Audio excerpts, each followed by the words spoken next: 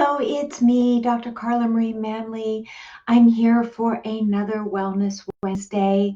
It's lovely to be here again, Dr. Carla Marie Manley, and I'm excited to talk about vulnerability today. Vulnerability is one of my many favorite topics in the realm of psychology and mental health. And so I'm excited to dive into this topic with you today. I want to give my thanks to my publisher, Familius, and remind you of my two books, Joy from Fear and Aging Joyfully, both by Familius Publishing. And both of these books actually really talk a lot about vulnerability because vulnerability is the key to healthy relationships. It's the key. So when we look at vulnerability, the first thing we want to look at is, what is vulnerability? What's the definition of vulnerability? And if we look at the Latin roots of the word vulnerability, it actually comes from the word wound. And so that gives us a clue of what's to come.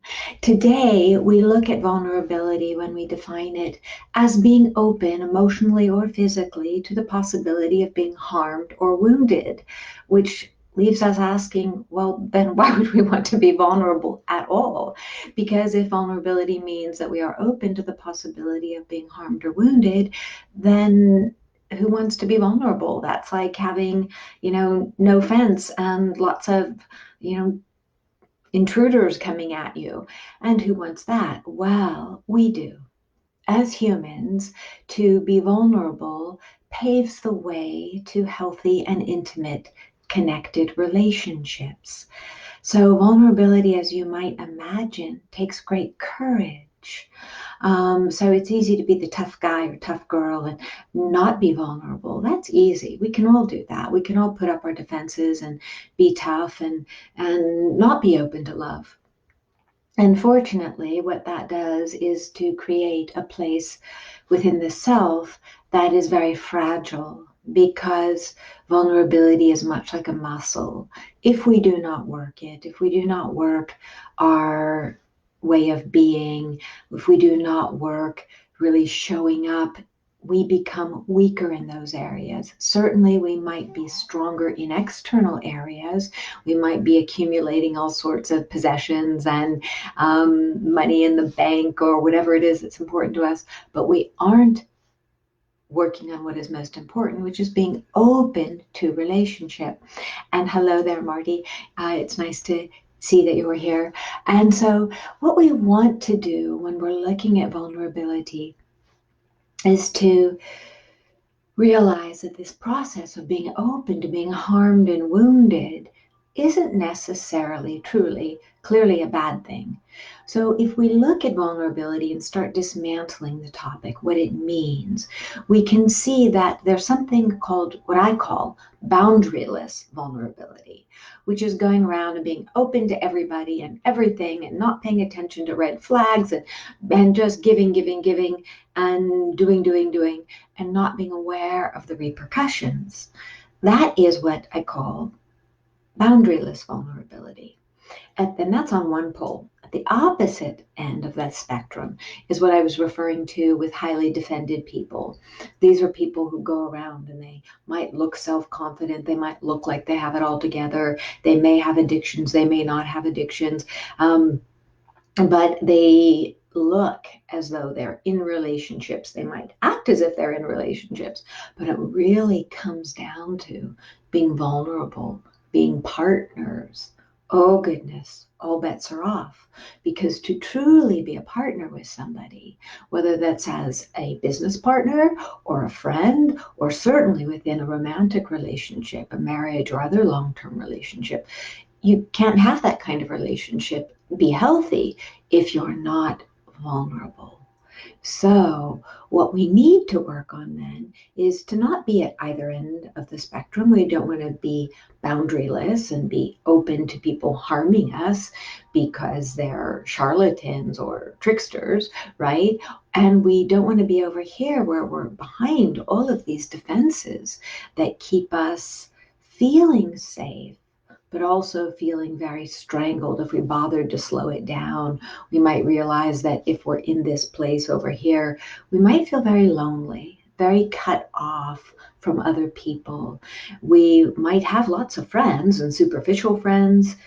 We might be able to have wonderful discussions about politics and books and sports, but when it comes to being vulnerable, where vulnerability is key, the place where vulnerability lives in true intimacy, oh my goodness, those kind of discussions will be very scary. Those discussions will feel like attacks, or they will feel very frightening, and that's okay as long as the person who's trying to talk with you is being kind and respectful. So this is how we start moving from these poles of being completely open to pain and letting anybody in our front door, the front door of our psyche and our home of who we are, and over here being absolutely defended, where it looks like we let people in. We might even be in a marriage, we might be in a long-term relationship, but we're not really showing up in that relationship. So again, let's look at the poles. Over here we have too open, too vulnerable. Over here, highly defended, terrified of intimacy, absolutely terrified of intimacy. Now, you ask these people if they're afraid, they'll likely say no. They'll likely say, oh, I'm tough, I'm strong, I'm not afraid of anything. Well, you try and have an intimate conversation with them, and tail between the legs, and off they go, which leads to one of the most common issues with vulnerability is the ability for some people to use defenses that they learned in childhood or accrued throughout life in order to not be vulnerable. So when we look at defenses, we can't blame the defenses, right? They come into being likely when we're very young. And if we had parents who were highly critical, or who didn't protect us, or who thought work was more important than family, or thought drugs or alcohol was more important than showing up as a parent, we have to cope. We're tiny little beings, and we have to learn how to take care of ourselves. And some families, there were older brothers or sisters who are horrific and monster-like and not helpful. So it really depends a lot upon the situation that you grew up in. So when we look again at this piece of vulnerability and say, so it does start in childhood, definitely. And you may have had a childhood where you felt very safe and very loved and all was going well, but you came into a relationship and somebody betrayed you, which is one of my questions today. And so you then become afraid of being vulnerable because you've been betrayed or wounded. So it can occur from childhood. It can occur in adulthood, even if you had a great childhood, and they're not mutually exclusive. You can have had a horrific childhood and then have wounds in life that make you less open to be vulnerable. You can also have had a great childhood but have wounds in life that make you very terrified of being vulnerable. Here's the beautiful part, and I get excited about this because no matter what, whether you grew up in a toxic home environment where you never knew if dad was going to be the nice dad or the horrific dad, or mom was going to show up and be supportive, or mom was going to disappear into silence, you didn't know. But whatever it was, you can heal it now.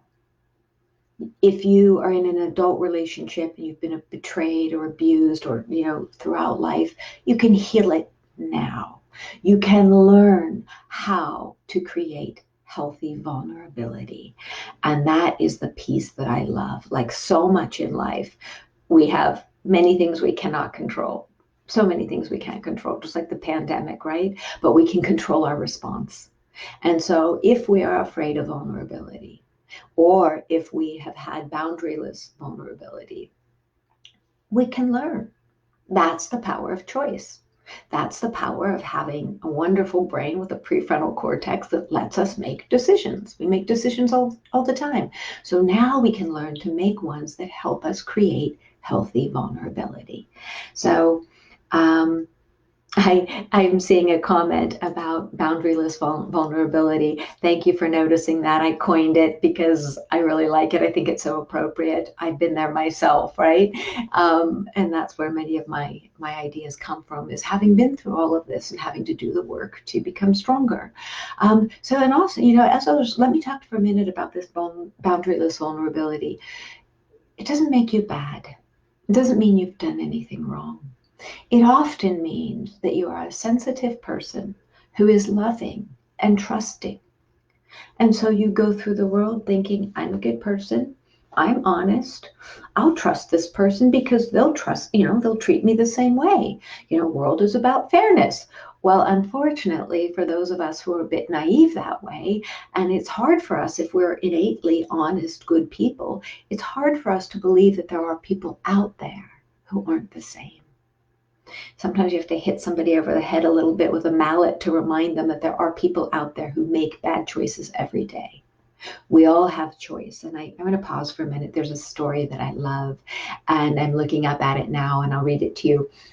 One evening, an old Cherokee told his grandson about a battle that goes on inside people. He said, "My son, the battle is between two wolves inside us all. One is evil. It is anger, envy, jealousy, sorrow. It is greed, arrogance, self-pity, guilt. It is resentment, inferiority, lies, false pride, false promises, superficial, and ego. The other is good," said the grandfather. "It is joy, peace, hope, serenity, humility, kindness. It is knowingness, benevolence, empathy, generosity, truth, compassion, and faith." The grandson thought about it for a minute and then asked the grandfather, "Well, which wolf wins?" And the grandfather said, "Whichever wolf you feed."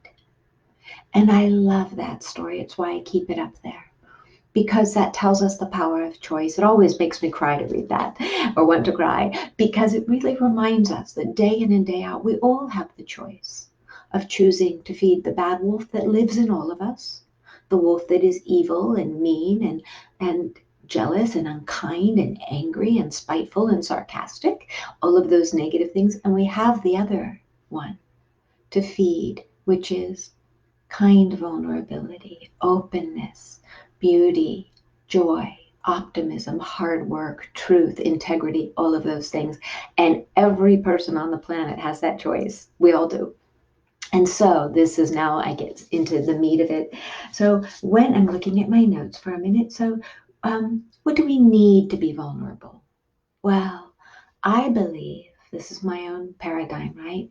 I believe that first we need centeredness within the self.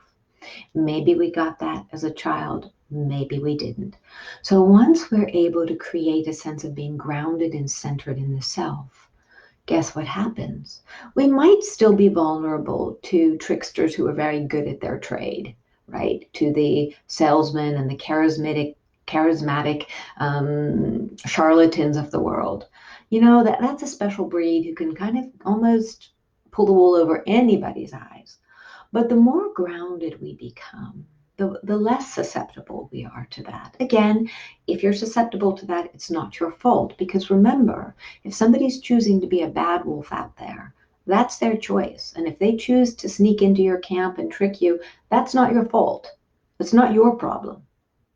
Now, it is up to you to continue to work on figuring out how that wolf got in. What were the red flags that you missed, if any? Because remember, some wolves are very good at getting in. And so just looking at that piece of vulnerability that says we don't want to have no boundaries, but we do want to work on having healthy boundaries. So in order to have healthy vulnerability, we want to be as grounded in ourselves as possible, to know who we are, our strengths and our weaknesses. And sometimes one of those weaknesses might be being too trusting, might be a blind belief in faith and justice that maybe other people don't share, right? Because the world isn't always that way, as much as we might wish it were. And so when we look at that and say, okay, So if we work on being grounded, that's the most important piece. And that can be a life's work, right? I'm always working on that piece. And then we look at, so now I want to be vulnerable with other people. How do I figure out how not to be boundaryless and not to be completely defended? How do I do that? By practice, by practice, by choosing to have people in your life who want to work on vulnerability with you.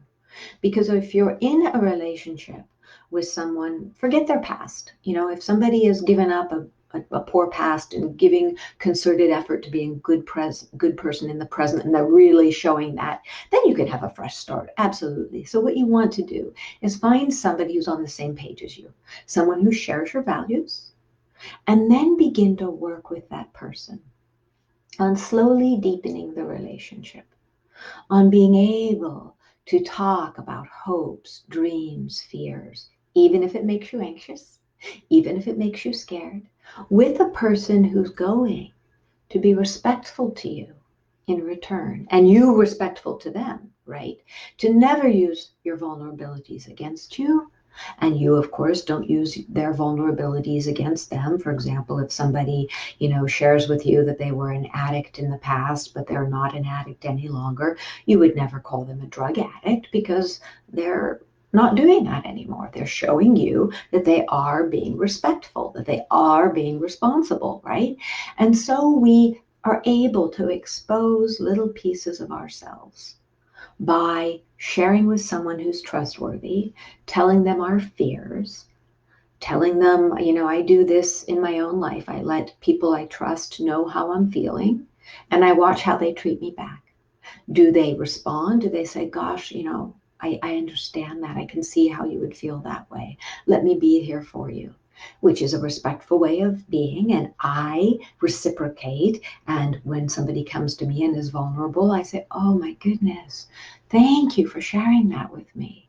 I so appreciate that. I will take very good care of that part of you and make a safe space so that you can share those owies with me in the future. You're safe here. You're safe here. But again, notice that we have to practice it day in and day out, because I'll tell you what, if somebody that you're working with to build vulnerability goes off the rails now and again, is irresponsible, lies about something, hides something from you, what happens? You lose trust.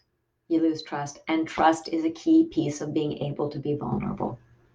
Because if you are with someone who is not proving day in and day out that you are important to them, that they are trustworthy, that if they say they're going to do something, that they do it, that they follow up, that they do the hard work, they do their share of heavy lifting in the relationship.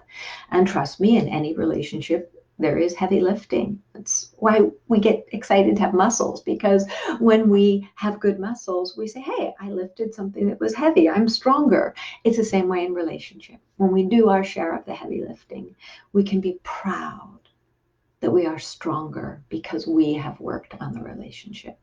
And there are relationships where only one person does the heavy lifting and the other person's being lazy. Well, that one person gets to be very proud, although must be very tiring, right? And the other person gets to choose to be lazy, feeding the bad wolf. So we want to look at balance in relationships. And I'm not trying to judge anyone. If you're, somebody who's not been carrying your weight in your relationship, which I hear about a lot, right, from people, it's not too late. Start showing up. Give effort to your relationship. Show up. Talk to your sweetheart. Practice having safe conversations. Practice asking day in and day out about the other person's day, or what their ideals are, their hopes, or their latest dreams. That's how we build vulnerability, by finding somebody who is willing to share our sacred space, the sacred space that is in here, always wanting and willing to grow if only we can open up to it. So I'm going to look at a question here. I would like to write a letter to my teenage self. This is a vulnerable thing for me to do and know it will be painful. What pointers do you have on being vulnerable with my younger self? Gorgeous question. Absolutely gorgeous question. And you brought up something that I wanted to talk about, so thank you. Being vulnerable is one of the most courageous things you can do. People who are not vulnerable are not courageous in an emotional relationship way. They simply are not. They may be the biggest triathletes in the world. They may be the most, successful Fortune 500, owner company in the world, whatever.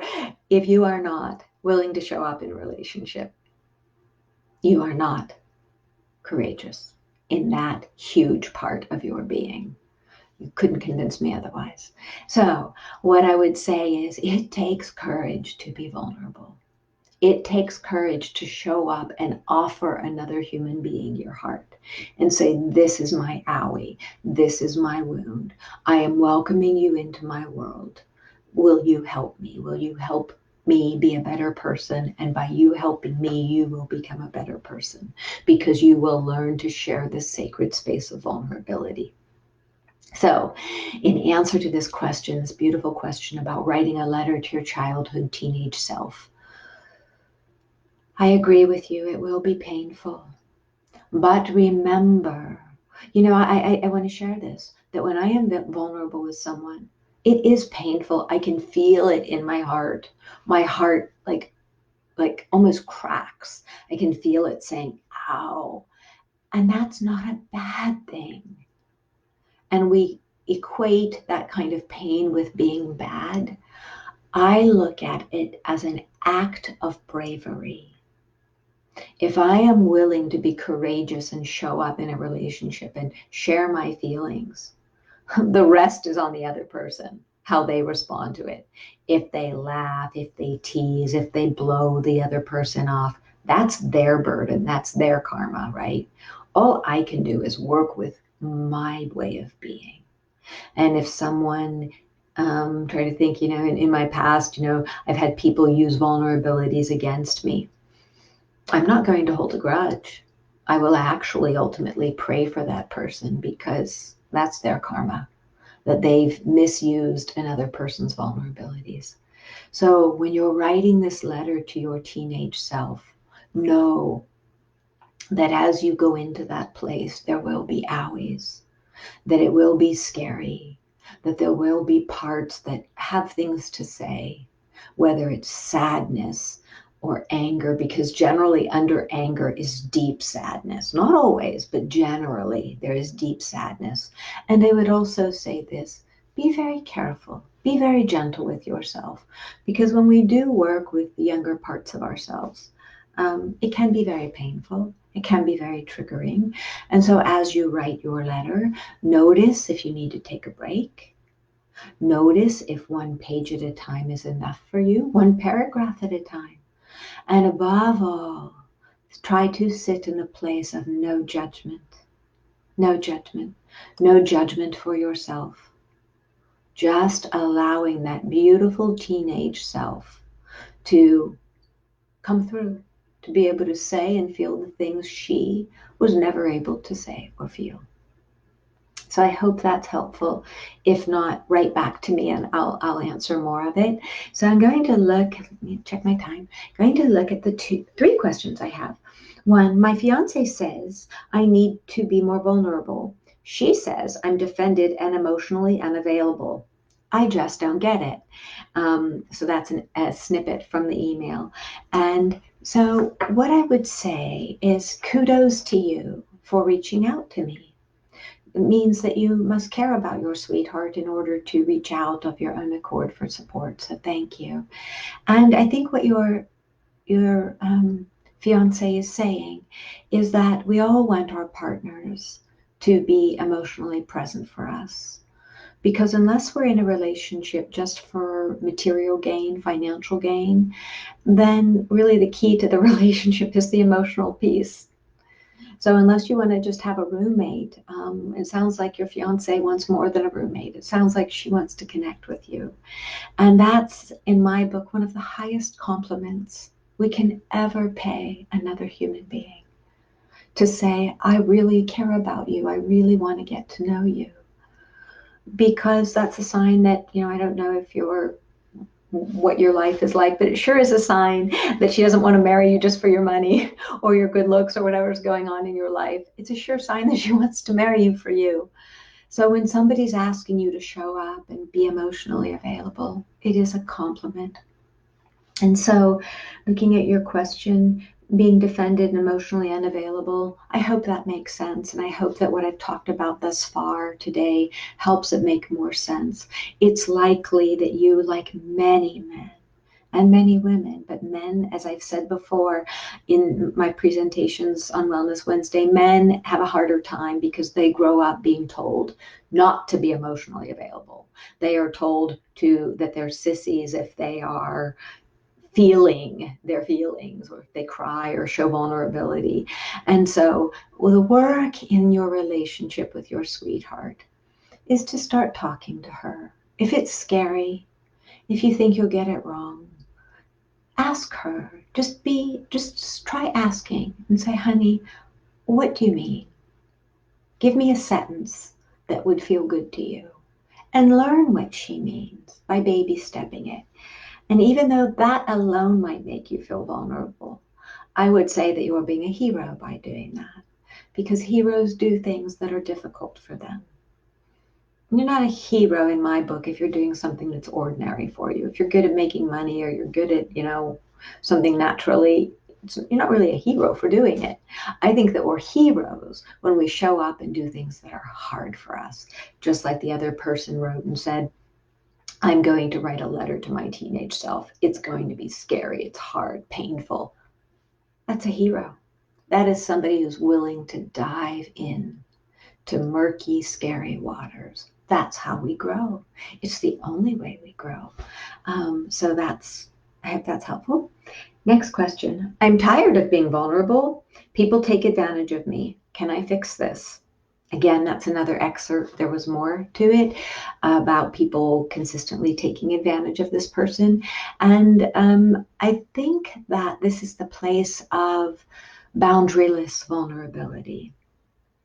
If people are always taking advantage of you, that's a sign of the boundaryless, vulnerable self.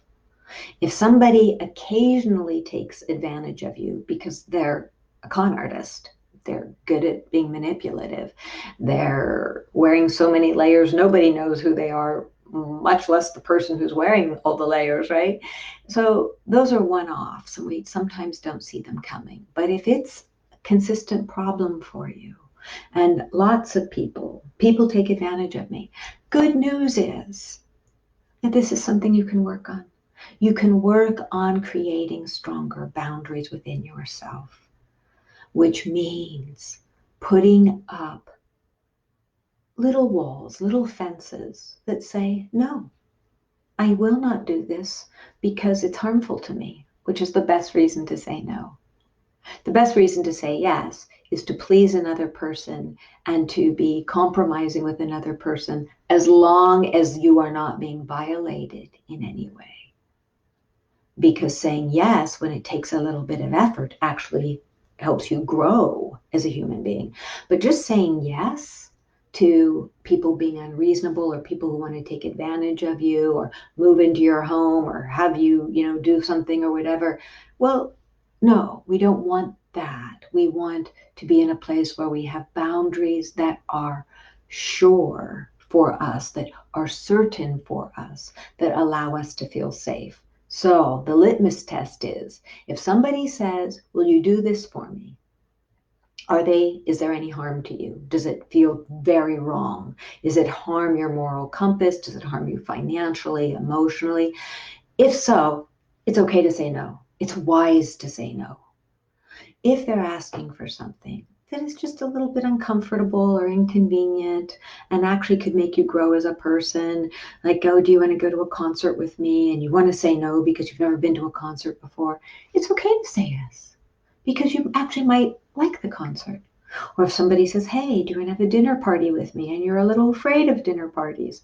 It's okay to say, well, Yes, but tell me more about it. Maybe we can co-create something. Maybe it could be an hour-long dinner party because more than that is too hard for me. See? So it's a work. We work at creating this level of vulnerability by creating boundaries that are appropriate for the situation. Hope that helped answer that question. Last question I have.